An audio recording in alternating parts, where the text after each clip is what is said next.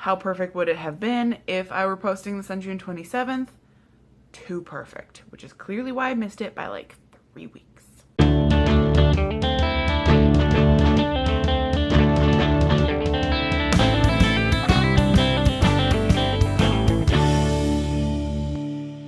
Hi, welcome back to another Short Story Sunday. I'm Amber and this is Amber Unabridged. So I'm going to be talking about The Lottery by Shirley Jackson. It is obviously the title story in this collection of short stories of hers, which I have not had the pleasure of fully exploring yet. The Lottery was first published in 1948. I also sort of don't like this cover very much. It's not a very great cover. So The Lottery is a story that a lot of people read in school, be it middle school, high school, or college. I first read it in 8th grade. It threw me for a loop, that is for sure. Now, if you have not read The Lottery, I am going to be speaking candidly about some spoilers that take place, and it is definitely a story that you don't want to have spoiled for you before reading it for the first time. Part of the experience of the story is going into it blind, and it's sort of a well-known secret among everybody who's read it that you cannot spoil The Lottery for somebody who has not read it yet. It's very short. I think it's about 11 pages, it's about 10 pages long. I'm going to see if I can find a link to it online and leave it in the description. If you haven't read it, pause this video, go read the story, and then come back. Presumably, everybody continuing at this point has read the story. I love it. Shirley Jackson is a trip, and I've read 2 of her novels. I've read We've Always Lived in the Castle, which is the first thing of hers I've read since reading just the short story, The Lottery. And I've read The Haunting of Hill House. I've also since read Let Me Tell You, which is a collection of short stories as well as essays that she had written. And everything by her is amazing. I actually named my first plant after her. It's a cactus. And I named it Shirley Jackson because it's sharp and makes me happy.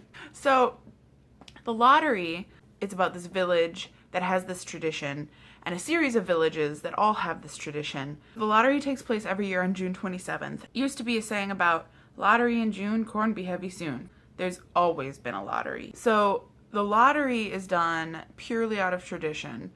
There's a superstitious aspect involved.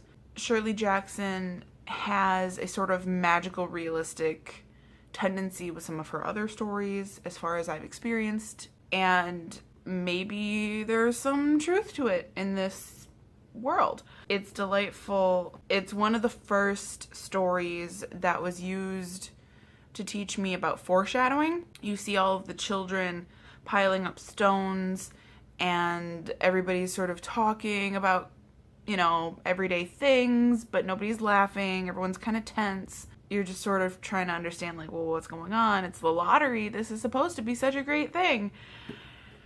It's not a great thing. They just need to make sure their crops succeed, because otherwise the whole village will starve. So it's sort of another example of sacrificing the one for the whole. I don't know. It's just interesting to watch human behavior explored this way and seeing the dark sides of it exposed through this story. The foreshadowing too about Mrs. Hutchinson talking about how, well, she can't leave her dishes undone because possibly if she doesn't make it back, who will do the dishes? Obviously, in the end, she gets stoned to death, presumably to death. I like the way that it's called The Lottery, but it sort of inverts your expectations, and you see Mrs. Hutchinson complaining about it, and then she ends up being the one to ultimately lose. And I just find this story fascinating. There's so much discussion about this story.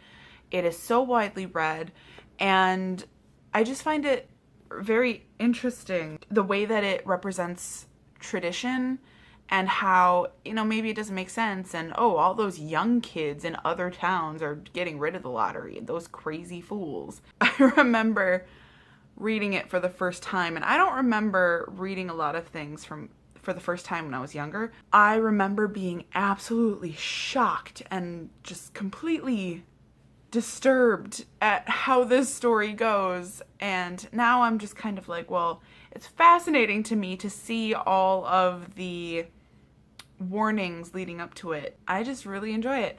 I love Shirley Jackson so much, and I never knew at 14 years old the impact that she would have on my life in general. Yeah, I just wanted to share that this is one of my favorite short stories with you guys. I'm excited to read some more in this collection. Comment below, share your story regarding The Lottery by Shirley Jackson with me. I'm very interested to know your thoughts and feelings.